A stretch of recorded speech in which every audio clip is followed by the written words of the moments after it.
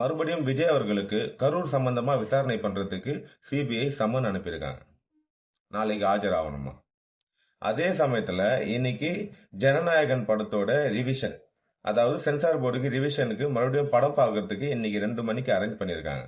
ஆனா அந்த ஷோ வந்து கேன்சல் ஆயிருக்கு. என்னடா ரீசன் கேட்டா, அங்க அந்த படம் பார்க்குற அந்த ரிவிஷன் குழு இருப்பாங்கல்ல, சென்சார் போர்டு மெம்பர்ஸ், அவங்கள சில பேருக்கு உடல்நல குறைவாம். அதனால இன்னைக்கு ஷோ கேன்சல். ஸோ அந்த ரிவிஷன் இன்னைக்கு கேன்சல். இதுக்கப்புறம் அவங்க எப்போ சரியாகி வராங்களோ அன்னைக்கு தான் அந்த ஷோ போடுவாங்க. நமக்கு என்ன தெரியுது இதுல இருந்து? இரண்டாம் கட்ட பேச்சுவார்த்தை, ஒரு கூட்டணி பேச்சுவார்த்தை நடத்துவாங்க பார்த்தீங்களா? ஃபர்ஸ்ட் சிபிஐ விசாரணைக்கு கூப்பிட்டு ஒரு 2 வாட்டி மீட் பண்ணி ஒரு டீலிங் பேசியிருப்பாங்க, முடியல. தளபதி அவர்கள் வந்து அதுக்கு இடம் கொடுக்கல. இப்போ மறுபடியும் கொஞ்சம் அந்த பேரெல்லாம் கெடுத்தாங்கல்ல. இப்போ ரீசெண்ட்ல அவரோட பர்சனல் அட்டாக் ரீசன்லாம் வந்து ஒன்று பண்ணி ஒரு கொலாப்ஸ் ஒன்று பண்ணாங்கல்ல.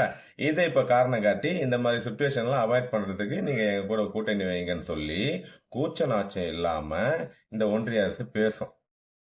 அதுக்கு தான் இந்த மண்ணோட இந்த மூவ். தளபதி என்னதான் சொன்னாலும் அவர் வந்து இந்த மாதிரியான தளதளப்புக்கெல்லாம் அஞ்ச மாட்டாரு அப்படின்றது எல்லாருக்குமே தெரியும். ஏன்னா போட்டு பார்க்கறது வேற வழி இல்லைல்ல. இந்த மனுஷன் எதுக்குமே அசர மாட்டுறாரு. எப்படியாவது உள்ள கொண்டு வரணும்னு வேலை பண்றாங்க. எனக்கு என்ன என்ன இதெல்லாம் வந்து நடக்காதுன்றதுலாம் ஒரு பக்கம். ஆனா இவ்வளவு பிரபலமான ஒரு நபருக்கு, இவ்வளவு மக்கள் சக்தி இருக்க ஒரு தலைவருக்கு இந்த நிலைமைனா, சாதாரணமா ஒரு ஆள் வந்து இந்த சக்தி வாய்ந்த கும்பல் கிட்ட வந்து ஜெயிச்சிட முடியுமா?